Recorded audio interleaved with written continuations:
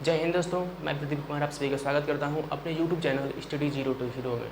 तो दोस्तों कैसे हो? उम्मीद है अच्छे ही होगे। ठीक है, चलिए आज हम लोग स्टार्ट करने वाले हैं दोस्त संज्ञा।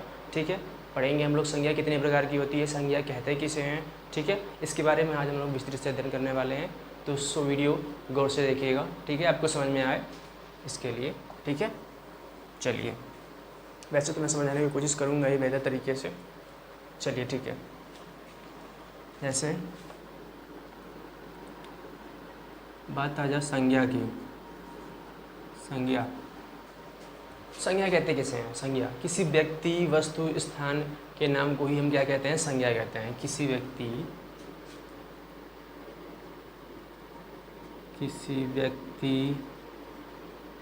वस्तु या स्थान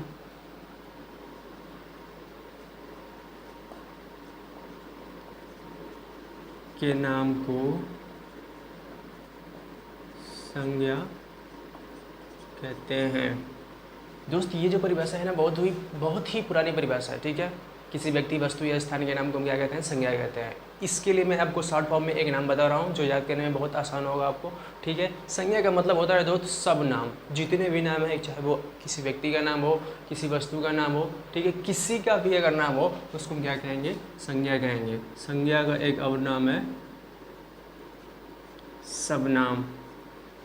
ठीक है, अब दोस्त एक बात करते हैं हम संज्ञा के भेद कितने हैं। ठीक है, और इनके फिर आगे हम पढ़ेंगे संज्ञा के भेद कितने हैं, इनके प्रकार कौन कौन से हैं, इनके बारे में हम पढ़ेंगे। अभी पढ़ते हैं हम संज्ञा के भेद।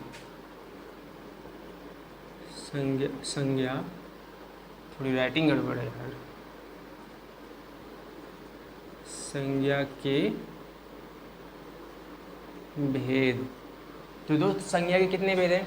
संज्ञा के सिर्फ और सिर्फ दो भेद हैं। दो भेद कौन कौन से? एक तो यथार्थवाचक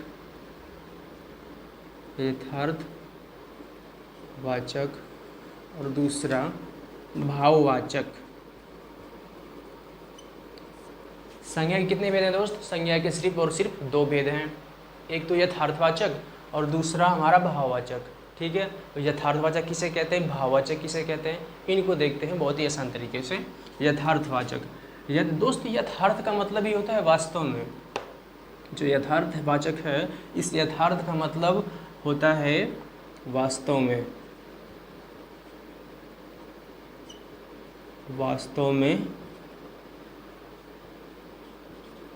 वास्तव में दिखती है, दृश्य होती है। क्या? दृश्य होती है।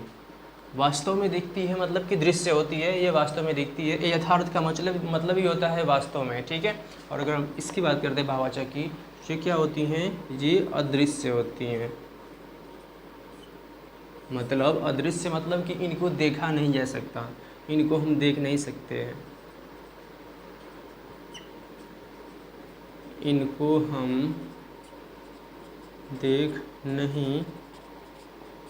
हम देख नहीं सकते हैं। ठीक है, चलिए इतना समझ में आ गया। अब आगे देखते हैं दोस्त। सबसे पहले इसको मिटाते हैं हम।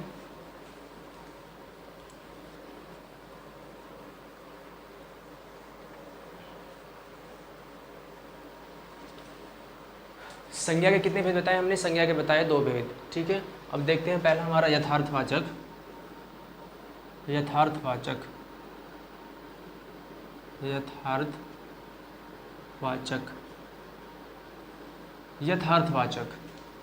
ठीक है, हेडिंग समझ लो इसको हम, यथार्थवाचक।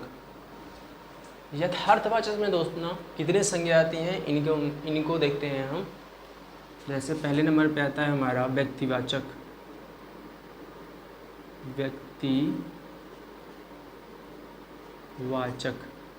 व्यक्तिवाचक संज्ञा। दूसरा जातिवाचक। तीसरा समूहवाचक संज्ञा। और चौथे नंबर पे आता है द्रव्यवाचक संज्ञा। और अगर हम बात करते हैं यही भाववाचक की, भाववाचक संज्ञा, एक संज्ञा तो हो जाती है दोस्त ये हमारी भाववाचक संख्या। ठीक है, जैसे देखो संज्ञा के अगर कोई पूछे कितने भेद, संज्ञा के सिर्फ दो भेद। यथार्थवाचक, भाववाचक। यथार्थवाचक कितने भेद, यथार्थवाचक के 4 भेद या 4 प्रकार बोल देंगे।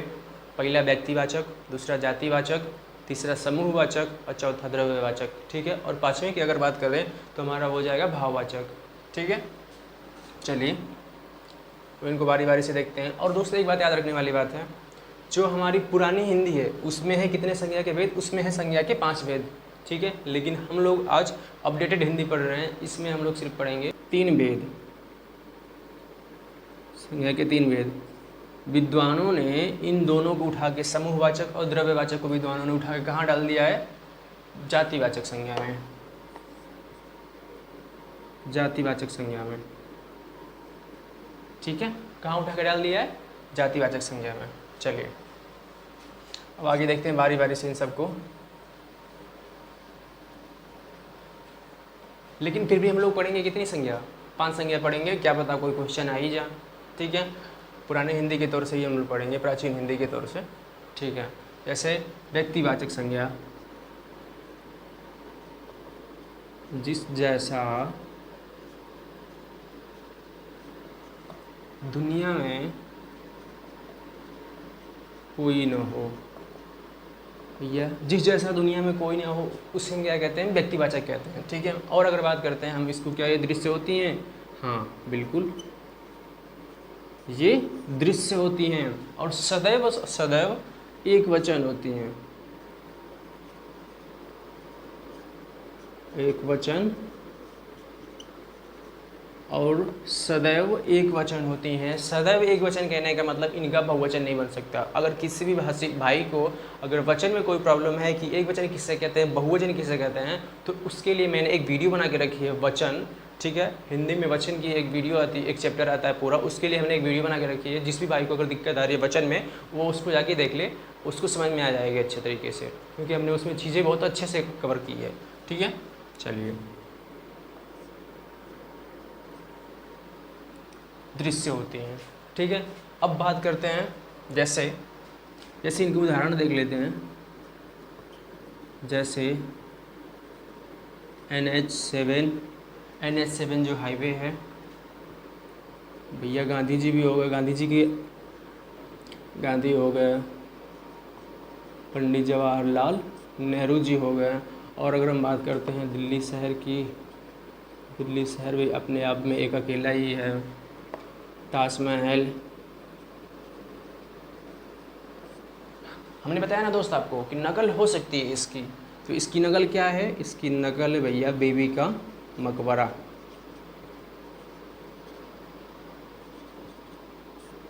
बीबी का मकबरा किसने बनवाया था, मुगल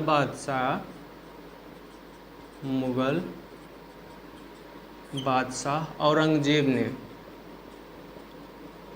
किसने बनवाया था, औरंगजेब ने। जो मुगल बादशाह औरंगजेब था उसने बीबी का मकबरा बनवाया था, बिल्कुल हूबहू ताजमहल के जैसा था। ठीक है, चलिए और जैसे रामायण हो गया। ठीक है, बहुत सारी ऐसी चीज़ें हैं जो मतलब सिर्फ एक वचन होती हैं, सदैव एक वचन होती हैं, और वो दृश्य भी होती हैं। ठीक है, चलिए इसको मिटाते हैं।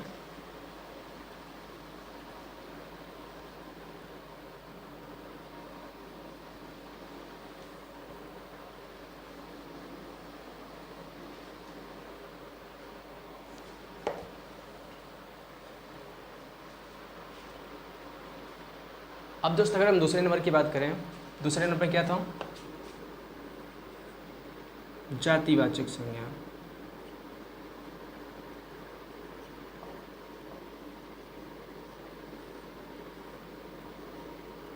इस संज्ञा के भेद को उच्चारण मात्र से ही पता चल रहा है कि एक नहीं एक जाति की बात करेगी, पूरी की इसकी बात करेगी, ये जाति की बात करेगी। ठीक है, इसको हम जातिवाचक संज्ञा बोलते हैं। मतलब जिस जैसा दुनिया में और भी होते हैं वही सब तो मिला करके एक जाति बनाते हैं, एक समूह बनाते हैं, एक गण बनाते हैं। ठीक है, जिस जैसा दुनिया में, इसलिए हम इसको कहते हैं जिस जैसा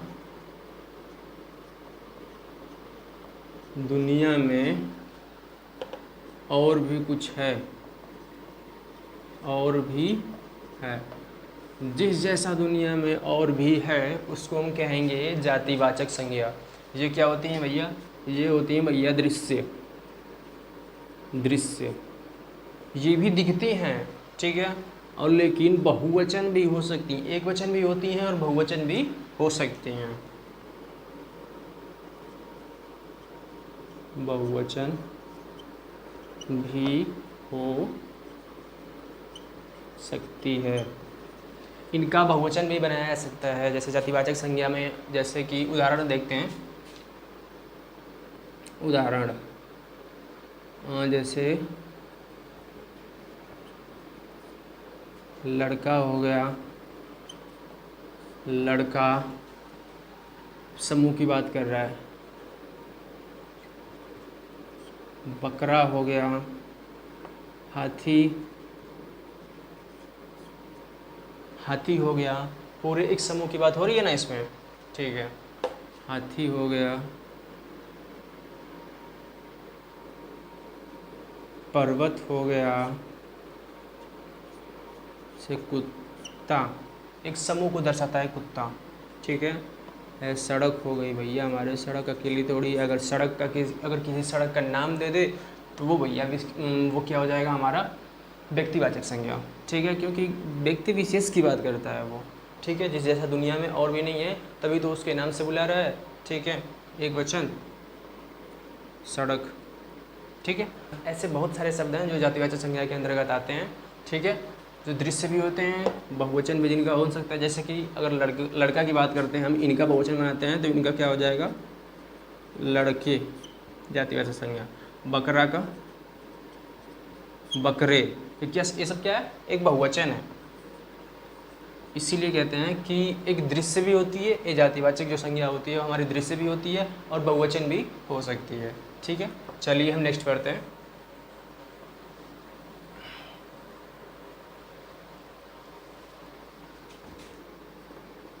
तीसरे नंबर पे क्या था? तीसरे नंबर पे था भाववाचक, जैसे इसको समझ लेते हैं पहले। तीसरे नंबर पे था हमारा समूहवाचक संज्ञा। समूहवाचक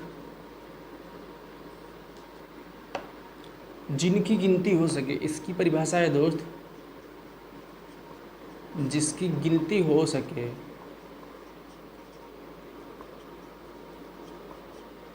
अर्थात जिनको गिना जा सके उसको हम किसके अंतर्गत रखते हैं? एक समूहवाचक संज्ञा के अंतर्गत रखते हैं। जैसे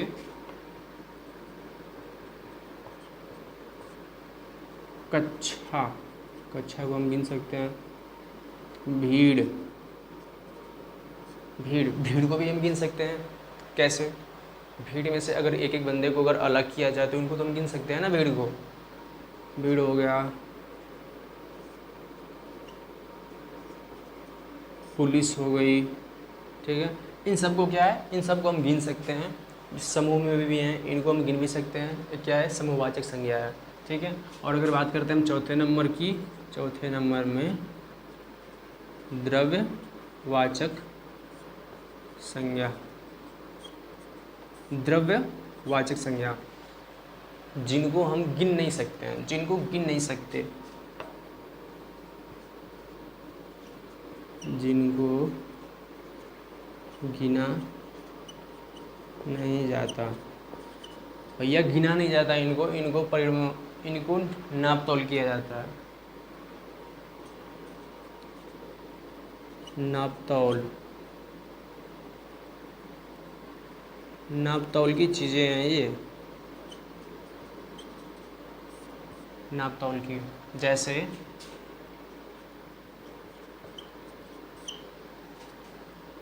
जैसे में सोना, चांदी, तांबा, ये सब कैसी चीज़ें हैं? द्रव्यवाचक संज्ञा के अंतर्गत आती हैं, ठीक है। इतना समझ में आ गया। अब देखते हैं हम अब देखते हैं हम पांचवा, ठीक है।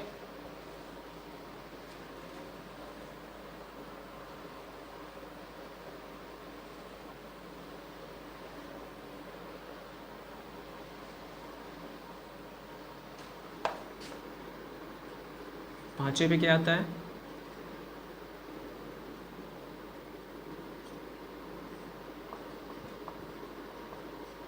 भाववाचक संज्ञा। जैसे मैं आप लोगों को एक चीज़ बता दूं कि ये क्या होती हैं, ये होती हैं अदृश्य, मतलब जिनको देखा नहीं जा सकता है, ठीक है। वो एक वचन भी होती हैं और बहुवचन भी होती हैं, लेकिन याद रखें अगर जब इनका बहुवचन बनता है ना, जब इनका बहुवचन बनेगा तो वो कहाँ जाएगा, ये भाववाचक में नहीं आती हैं, वो जाती हैं हमारी जातिवाचक में, ठीक है। और इनका एक परिभाषा है, जिसको प्लेट में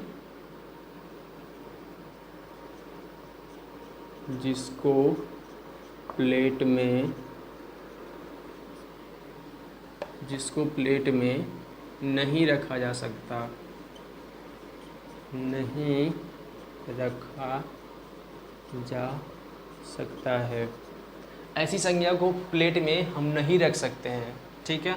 और ये क्या होती हैं, एक अदृश्य होती हैं और प्लस एक वचन की होती हैं। सदैव नहीं, एक वचन भी होती है, इनका बहुवचन भी बनता है, लेकिन अगर जब बहुवचन बन जाएगा इनका ना, तो वो कहाँ चली जाएगी, जातिवाचक संज्ञा में, क्योंकि सारे बहुवचन वहीं जाते हैं, जातिवाचक संज्ञा के अंतर्गत ही आते हैं, ठीक है। एक वचन।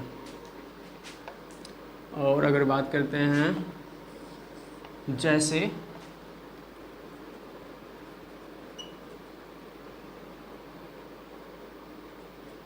क्रोध,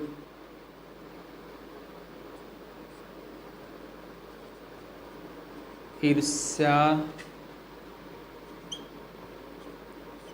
प्रेम, भलाई, बुराई, ठीक है, सिलाई। जो दोस्त भलाई, बुराई है, क्रोध है, प्रेम है, ईर्ष्या है, क्या इनको हम प्लेट में रख सकते हैं? नहीं। जिसको अगर भाई क्रोध आ रहा है उसको तो हम प्लेट में रख सकते हैं, लेकिन क्रोध को हम खुद प्लेट में नहीं रख सकते। इसलिए इसकी परिभाषा बनती है, जिसको प्लेट में हम नहीं रख सकते उसे हम क्या कहते हैं, भाववाचक संज्ञा कहते हैं, ठीक है। जैसे ये हमारा क्या है, एक वचन है। सिलाई क्या है, एक वचन। सिलाई क्या है, सिलाई एक वचन है। अगर हम इससे अगर बहुवचन बनाते हैं तो देखते हैं कहाँ जाता है वो बहुवचन, सिलाई का सिलाइयाँ। एक वचन से बहुवचन बनाने के बारे में भी हमने एक वीडियो डाला कि उसका डिस्क्रिप्शन बॉक्स में मैं लिंक डाल दूंगा, आप लोग उस वीडियो को देख लीजिए, आपको समझ में आ जाएगा कि नहीं हम एक वचन से बहुवचन कैसे बनाते हैं, बहुवचन कितने प्रकार के होते हैं, कौन कौन से बहुवचन होते हैं, इसके भेद कितने होते हैं, ठीक है। इनके बारे में हम उस वीडियो में अच्छे से बात किए हैं, उसको देख लीजिए आप लोग, ठीक है। उस वीडियो का लिंक मैं इसके डिस्क्रिप्शन बॉक्स में डाल दूँगा, ठीक है। सिलाई से सिलाइयाँ, ये कहाँ जाएंगी, ये सिर्फ और सिर्फ जाएंगी हमारी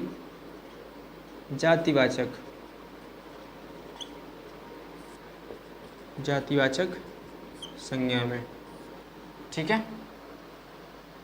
चलिए इनको हम मिटाते हैं।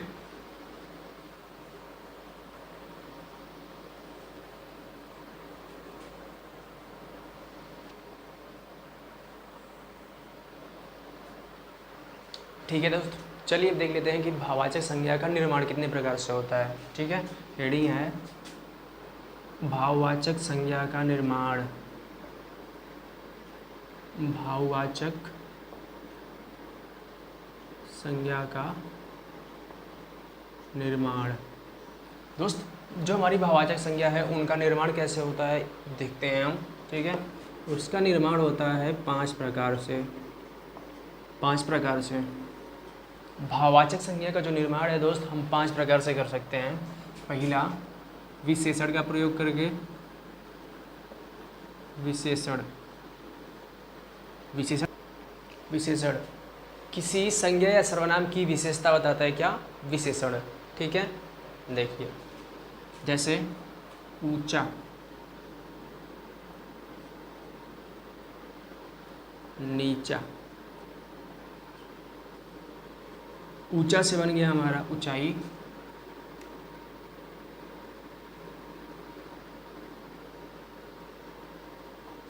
और नीचा से बन गया निचाई। ठीक है, विशेषण का प्रयोग करके हमने सीख लिया भाववाचक संज्ञा का निर्माण करना। ठीक है, अब दूसरा देखते हैं हम, सर्वनाम का प्रयोग करके। सर्वनाम का प्रयोग करके हम कैसे भाववाचक संज्ञा का निर्माण करते हैं देखते हैं। जैसे सर्वनाम का प्रयोग करके, जैसे निज से बन जाएगा निजता, और अहंग से बनेगा हमारा अहंकार। ठीक है, और अगर हम बात करते हैं तीसरे नंबर पे, तो कैसे हम बना सकते हैं, क्रिया का प्रयोग करके। दोस्त, क्रिया का प्रयोग करके भी हम लोग भाववाचक संज्ञा का निर्माण कर सकते हैं। जैसे उड़ना, उड़ान, हंसना,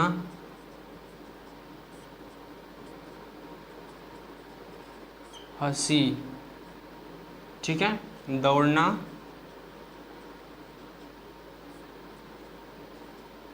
दौड़। ये सब क्या है दोस्त, ये सब है हमारी क्रिया। उड़ना भी क्रिया है, हंसना भी क्रिया है, दौड़ना भी क्रिया है। इनसे हमने क्या बनाया, इनसे हमने बनाया भाववाचक संज्ञा। ठीक है, उड़ान क्या है, भाववाचक संज्ञा है, जो कि अदृश्य भी है और एकवचन भी है। ठीक है, इसी तरह ये हो गई इतने। ठीक है, चलिए अगर हम बात करते हैं चौथे नंबर की, कि इसका निर्माण हम किस और तरीके से कर सकते हैं, तो इनका निर्माण दोस्त हम जातिवाचक संज्ञा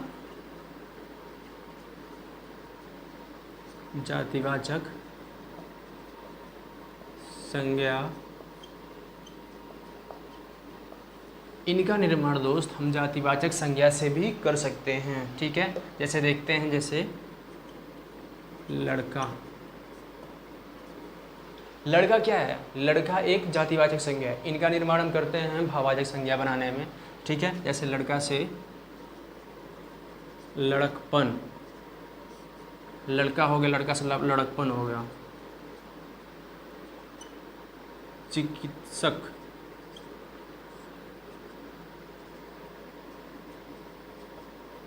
चिकित्सा। चिकित्सक क्या है, चिकित्सक एक हमारा जातिवाचक संज्ञा है, जिसको हमने बना दिया चिकित्सा। ये क्या है, इसको प्लेट में रख सकते हैं, चिकित्सा को नहीं, डॉक्टर को भी रख सकते हैं, दवा को भी रख सकते हैं, लेकिन हम इसको चिकित्सा को प्लेट में नहीं रख सकते। एक सिंपल ही इसकी परिभाषा है भाववाचक संज्ञा की। ठीक है, चिकित्सा हो गया। भाई, भाई को भी रख सकते हो, भाई प्लेट में रख सकते हो, जातिवाचक संज्ञा है। भाईचारे को रख सकते हो, बिल्कुल नहीं, भाईचारा। ठीक है, अब बात करते हैं हम पाँचवें नंबर की, इसको मिटाते हैं कि पाँचवें नंबर पे और किस तरीके से हम भाववाचक संज्ञा का निर्माण कर सकते हैं। भाववाचक संज्ञा का निर्माण कर सकते हैं अवयव से। अवयव से, अब ये अवयव क्या होता है, अवयव जो लिंग वचन